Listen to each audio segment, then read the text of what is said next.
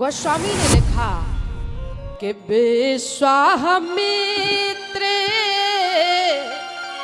महामुनि ज्ञानी, विश्वामित्र महामुनि ज्ञानी, विश्वामित्र महामुनि ज्ञानी, विश्वामित्र महामुनि ज्ञानी, बसहि विपिन शुभ आश्रम जानी। सीता राम राम राम राजा राम राम राम, सीता राम राम राम राजा राम राम राम।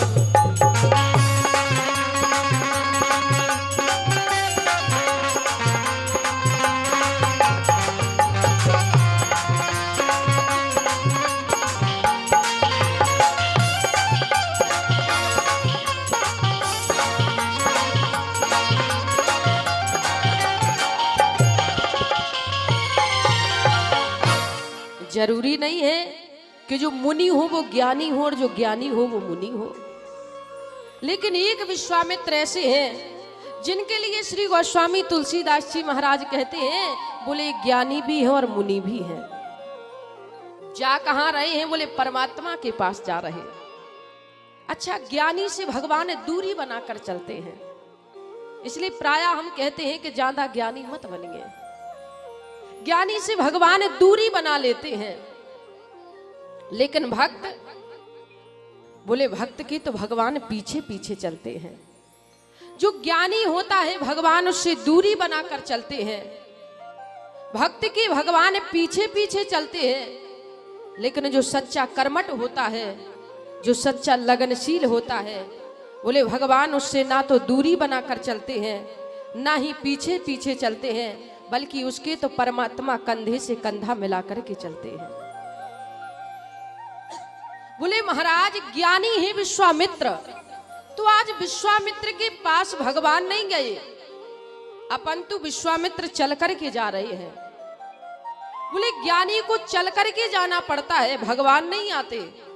लेकिन जो भक्त होता है, बोले भक्त को भगवान के पास नहीं, अपंतु स्वयं भगवान भक्त के पास पहुंच जाते हैं।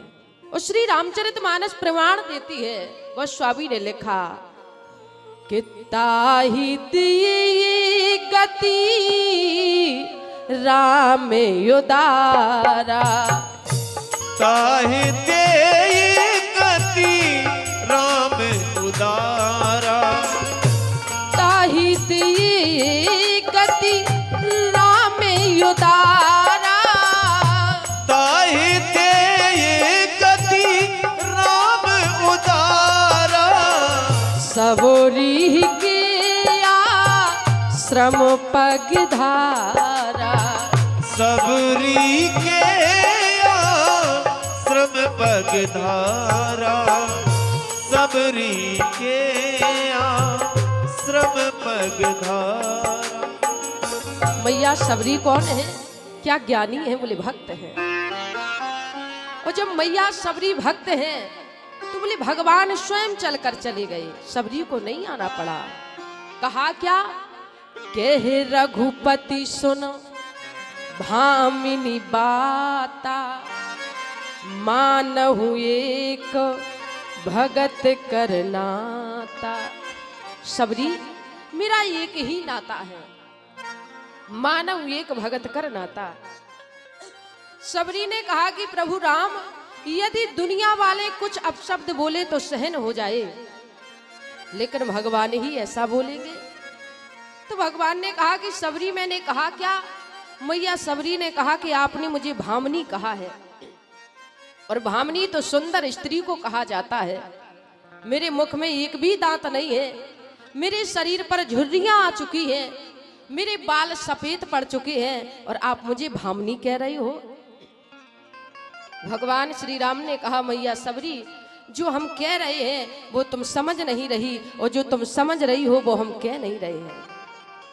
यदि तन की सुंदरता की बात की जाए मैया सबरी, तो त्रिभुवन में, त्रिलोक में मेरी पत्नी सीता से बढ़कर दूसरी कोई नारी सुंदर नहीं है। लेकिन मैं तन की सुंदरता की बात नहीं कर रहा।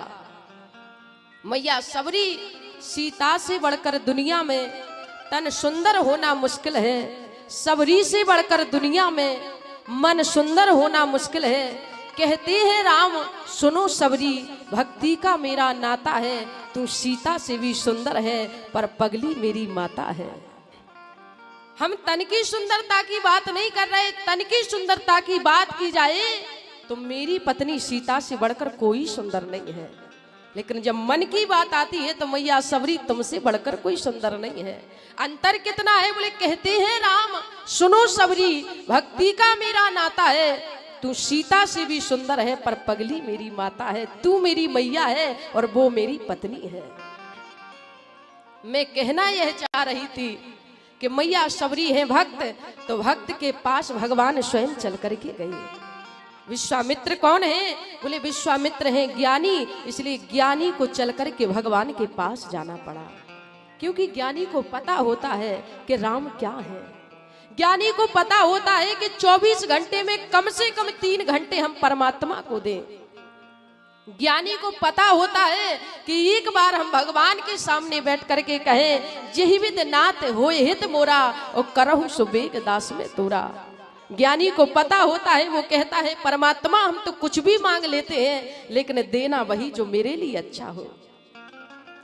बोले ज्ञानी जानता है कि भजन करना चाहिए, ज्ञानी जानता है कि मंदिर जाना चाहिए, ज्ञानी जानता है कि सत्संग करना चाहिए, ज्ञानी जानता है कि दान करना चाहिए।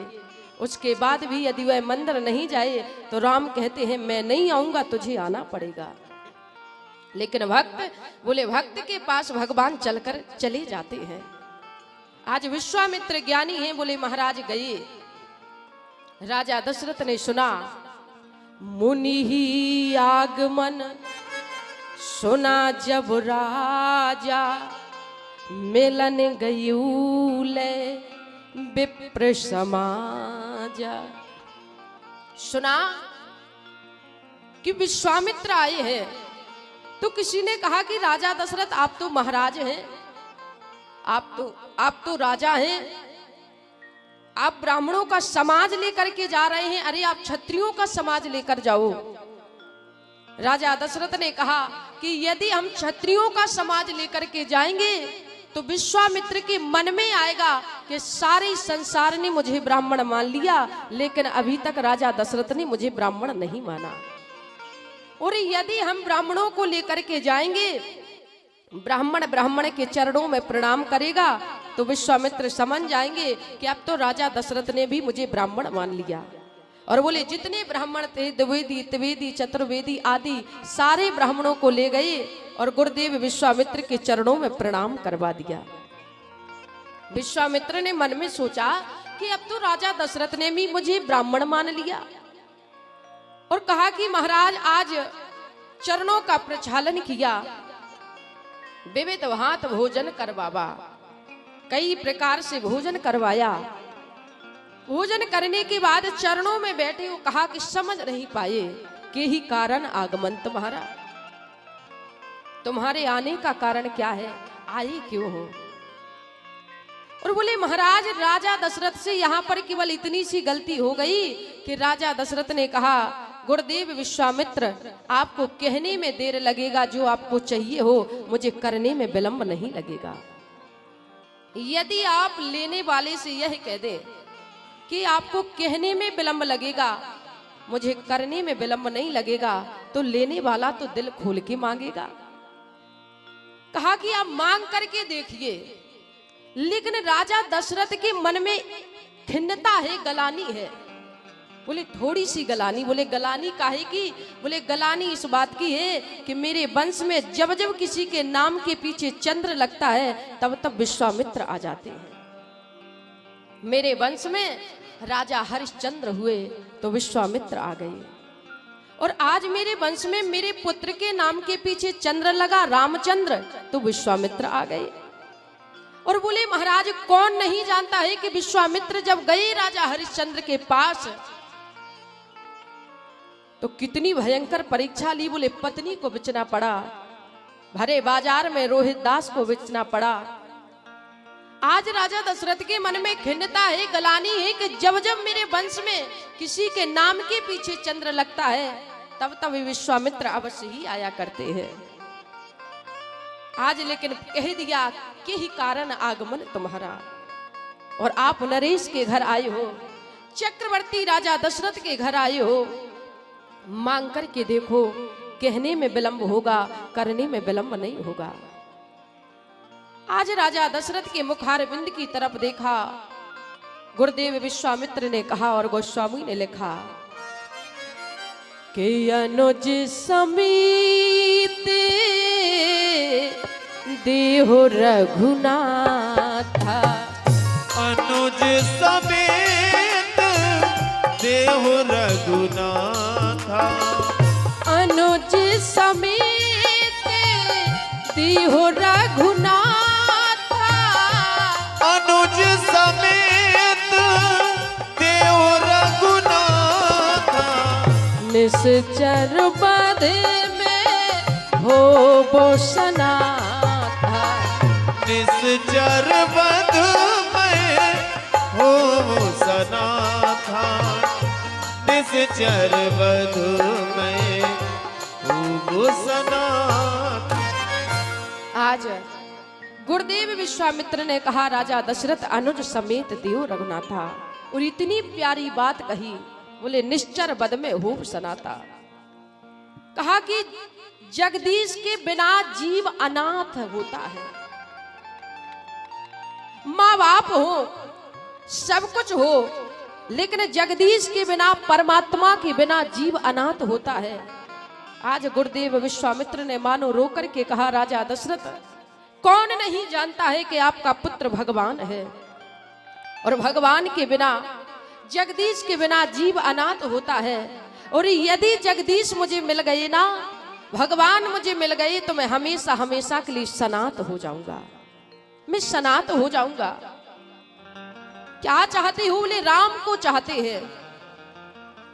राजा दशरथ ने कहा सोच विचार के नहीं मांगा, क्या मांग लिया? मेरे राम को चौथे पन पायु सुत चारी, विप्र वचन नहीं कहु बिचारी। हमारे यहाँ एक कहावत आती है, बोले बुढ़ौती की संतान बड़ी बड़ी प्यारी होती है। राजा दशरथ ने कहा कि बुढ़ापे में पुत्र पाए हैं और तुमने पुत्रों को मांग लिया। वैसे तो मुझे चारों पुत्र प्रिय है, चारहु सुत मोहे प्राण की नाही, राम देत नहीं बनहि गोसाई। वैसे तो चारों पुत्र प्राणों से प्रिय है, लेकिन राम देते नहीं बनते। तो किसी ने कहा कि विशेषता क्या है कि राम को नहीं दे रहे?